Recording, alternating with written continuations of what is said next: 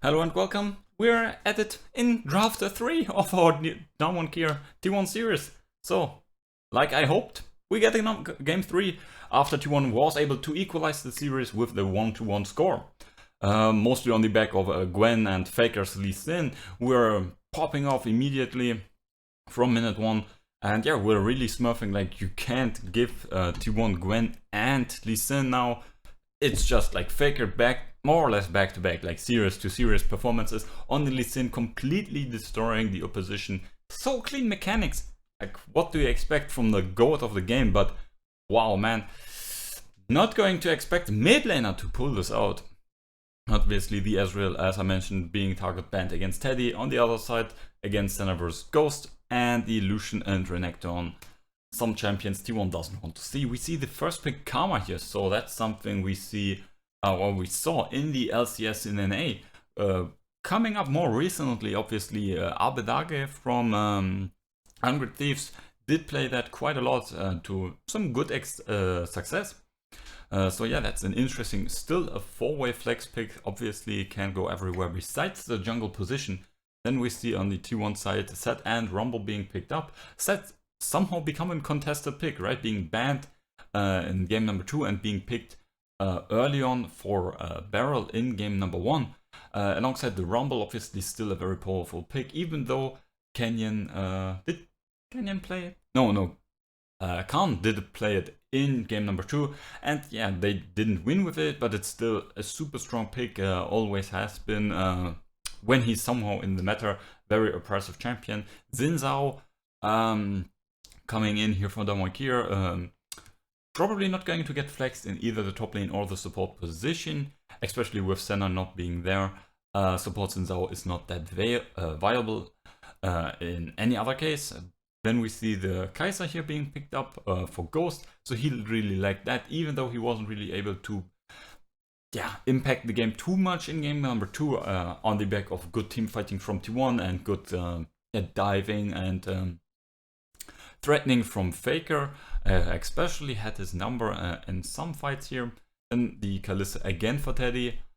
To be honest, not really a huge fan of what we saw with the Kalista today. His ults and setting up carrier were great, and maybe that's the main reason we see the pick at the moment. Obviously, not really coming in too huge in terms of damage, and the lane prayer also was not really something they played too much with. But at least for carrier, with probably the set here, this will be something T1 will play around. In the bans, we see carrier as Gragas being banned, and the TF, a pick that has been banned and has been hovered in the series, obviously with his ultimate, and the pick potential, always quite punishing, and he kinda makes, he's even more so problematic like the Nocturne, as he warps the game a bit, and how you can maneuver around like standard setups like 1-3-1, split pushing, or just catching side lanes, makes it way harder to play around that with the TF on the map. On the other side, the Lulu, banning it away to deny the double enchanter comp with a Xin Zhao Kai'Sa. That could become quite problematic, remembering Olaf Yumi times. And the Zoe against ShowMaker obviously would be decent here, as T1 has quite a short range comp here with these first 3 picks. Then finally carrier gets his Leona, what has been banned in the series so far. Obviously Leona, Kai'Sa, Rumble set adds a whole lot of wombo combo team fighting, but it also reveals that the set is not going into the support position unless we see some crazy Leona top lane or some stuff like that. So set probably going into the mid lane here, I would assume. Then we see Akali Rel. Rel is something we haven't seen in a while, I feel. With the Kai'Sa and the Xin Zhao, she has a lot of potential to set up better and stronger engages. Obviously, versus Leona, she has the potential to deny the engage at least somewhat, and the Akali again. With Set and Leona, there is now a bit more CC than in game number 2. But now, still high damage profiling. and with multiple threats on her team, she can do quite a lot.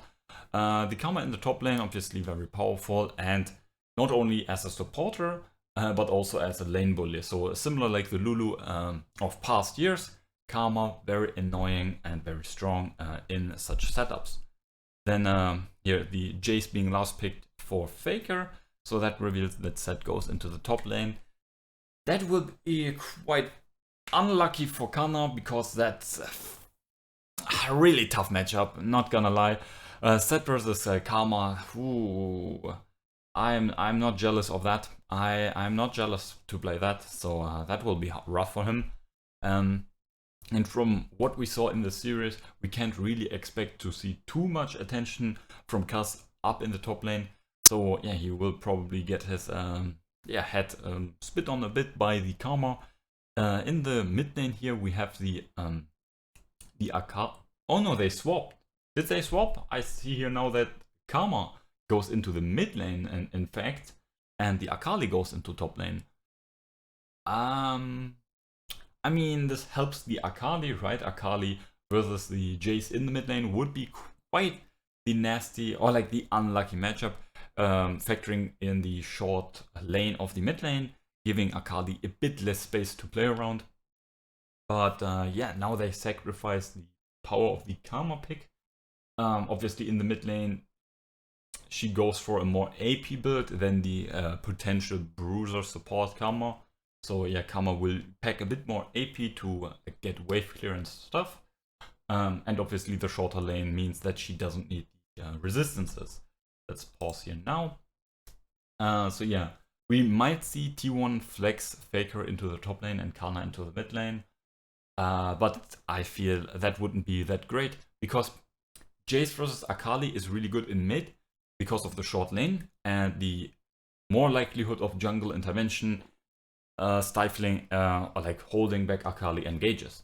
In the top lane, both of these factors don't exist, so Akali has a bit more potential to lay waste to the Jace if he should step out a bit, or if Akali just gets the damage needed to one-shot him, as there's little he can do. So now in the top lane, Akali versus Zed, that's a good matchup for both of them. Akali can farm quite freely, has a bit pressure as Zed is a melee bully, but it's not too devastating. He can zone her off of all the CS unless the freezing happens, right? It's fine for both of them. Akali gets more CS than they should, and then she probably would have gotten in the mid lane.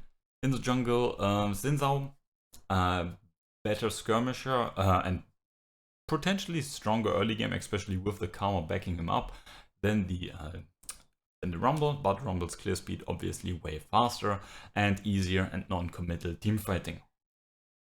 Also, Damwon and T1 both have AP AD the jungle duos, but reversed roles, right? AP jungle for T1, AP mid laner for Damwon. Mid lane matchup will be quite boring. I feel like both can't really do too much, and it will be quite low on the interactive side, as yeah, they both clear waves and then they back off. Not really a lot of trading to come in. Obviously Faker with a bit more damage than ShowMaker here, but ShowMaker obviously with his mantra W has the sustain, and with the shields also has fake HP, so yeah, he can stifle a bit of the trading damage of the Jace.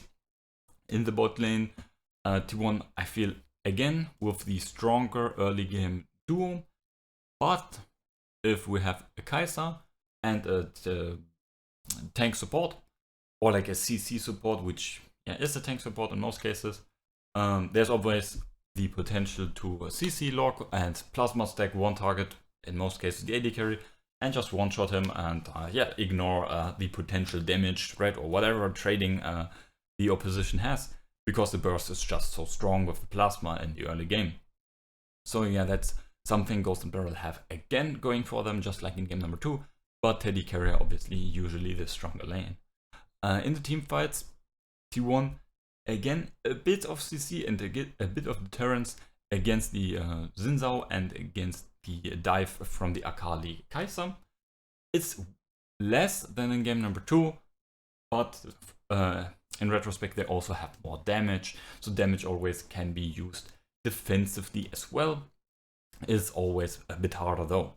Damwon Kia though, only 1.5 frontliners, right, as support, and a bruiser in the jungle, and not really all that reliable frontlining.